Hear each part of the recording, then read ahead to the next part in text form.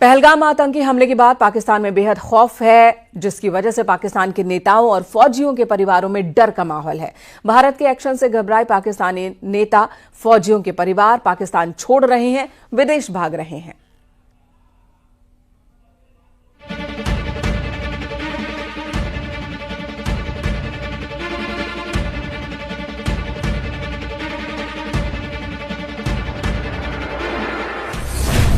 पाकिस्तान के नेताओं में डर का माहौल। भारत के एक्शन से घबराई पाकिस्तान की फौज। पाकिस्तान छोड़ रहे पाक नेता, फौजियों के परिवार।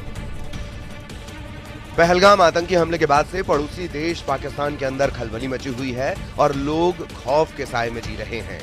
आतंकी हमले के बाद से पाकिस्तान को भारत के जवाबी हमले का डर सता रहा है। पहलगाम आतंकी हमले के बाद भारत ने जवाबी कार्रवाई की और सिंधु जल समझौते को सस्पेंड करने का ऐलान किया। सिंधु जल संधि सस्पेंड होने के बाद बौखलाए पाकिस्तान पीपुल्स पार्टी के अध्यक्ष बिलावल ने धमकी दी थी कि अगर पाकिस्तान का पानी रोका गया तो खून की नदियां बहेंगी।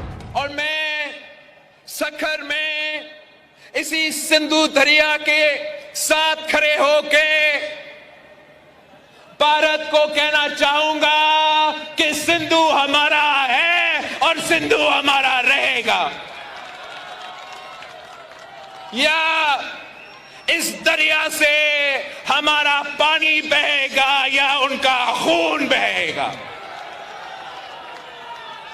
ऐसे नहीं हो सकता, ऐसे नहीं हो सकता कि एक दिन तू उठ जाए और ये फैसला करे कि आप इंडस वाटर ट्रीटी को नहीं मानते हैं, ना बैनुल-अक़वामी सतह पे ये माना जाएगा।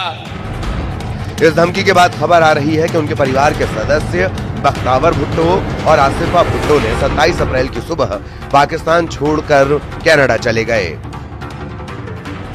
दरअसल भारत में सिंधु जल संधि समझौते के सस्पेंड होने के बाद पाकिस्तानी हुक्मरानों में हलचल मच गई थी। वो ये बात अच्छी तरह से जानते हैं कि सिंधु जल संधि तोड़ने का मतलब है पाकिस्तान दाने दाने का मोहताज हो जाएगा। वहीं इस बीच पॉलिटिकल स्टंट लेने के चक्कर में पीपीपी के अध्यक्ष बिलावल भुट्टो ने भारत को धमकी दे डाली और बिलावल की इस धमकी के एक दिन बाद ही ये खबर भी सामने आई कि बिलावल भुट्टो के परिवार के सदस्य पाकिस्तान छोड़कर कनाडा के लिए रवाना हो गए। पाकिस्तान में इस बात का खौफ भर गया है कि भारत कभी भी पाकिस्तान पर हमला बोल सकता है। भारत ने उरी हमले के बाद जिस तरह से बालाकोट एयर स्ट्राइक में पाकिस्तान के आतंकी कैंपों को ध्वस्त किया था, ये पूरी दुनिया से छिपा नहीं है। बालाकोट एयर स्ट्राइक का डर आज भी पाकिस्तानी नागरिकों में भरा हुआ है।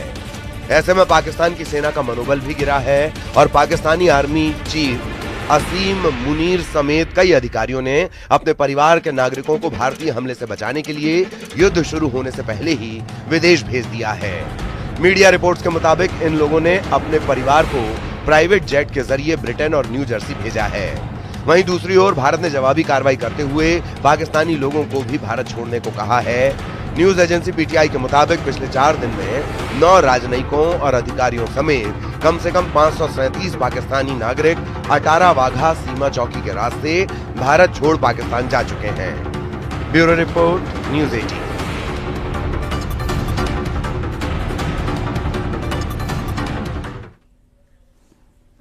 इधर सीएम योगी आज देवरिया के दौरे पर जाएंगे। सीएम योगी यहां पर तकरीबन 676 करोड़ रुपए के 501 परियोजनाओं का लोकार्पण और शिलान्यास करने वाले हैं। इनमें 253 करोड़ 64 लाख की 341 परियोजनाओं का लोकार्पण होगा। 422 करोड़ 67 लाख से अधिक की 160 परियोजनाओं का शिलान्यास होगा।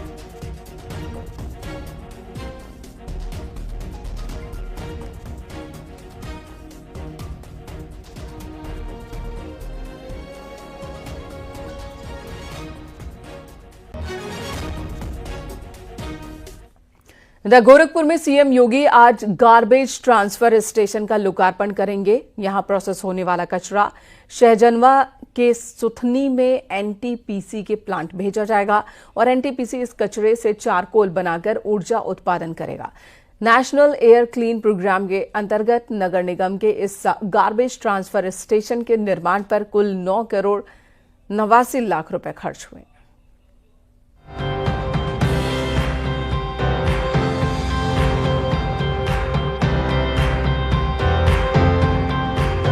नेशनल एयर क्लीन प्रोग्राम के तहत गोरखपुर नगर निगम की ओर से बनाए गए गार्बेज ट्रांसफर स्टेशन का लोकार्पण खुद सीएम योगी करने जा रहे हैं। इस गार्बेज ट्रांसफर स्टेशन के निर्माण पर कुल 9 करोड़ 89 लाख रुपए खर्च हुए हैं। इसकी क्षमता प्रतिदिन 200 टन कूड़ा निस्तारित करने की है। महानगर के 40 वार्डों का कूड़ा निस्तारित करने की कार्य योजना बनाई गई है। गोरखपुर शहर में सड़क के किनारे कूड़ा अब बीते दिनों की बात हो जाएगी, क्योंकि जितने भी कूड़ा स्टेशन बनाए गए थे अब उन्हें तोड़ दिया जाएगा और उन कूड़े को लाके अत्याधुनिक तरीके से उनका निस्तारण किया जाएगा। मुख्यमंत्री योगी आदित्यनाथ इस अत्याधुनिक गार्बेज ट्रांसफर स्टेशन चरगामा का लोकार्पण करेंगे। इसके लोकार्पण हो जाने के बाद से शहर के जो 40 वार्डों के कूड़े हैं वो यहाँ पे लाया जाएगा। नगर निगम के डोर टू डोर वाहन कूड़ा जमा करेंगे और फिर गार्बेज ट्रांसफर स्टेशन तक पहुंचाएंगे। यहां सूखा और गीला कचरा अलग अलग कर कंप्रेसर में कैप्सूल रूप में बदल दिया जाएगा। कैप्सूल के रूप में कंप्रेस्ड कूड़ा सहजनवा में बने नेशनल थर्मल पावर कॉर्पोरेशन के प्लांट पर भेज दिया जाएगा। इंटीग्रेटेड वेस्ट मैनेजमेंट सिटी के रूप में आकार ले रही सुथनी में एनटीपीसी ने कूड़े से चारकोल बनाने का प्लांट लगाया है। गार्बेज ट्रांसफर स्टेशन चालू हो जाने से खुले में कूड़े से मुक्ति मिलेगी और गोरखपुर और अधिक साफ सुथरा नजर आएगा।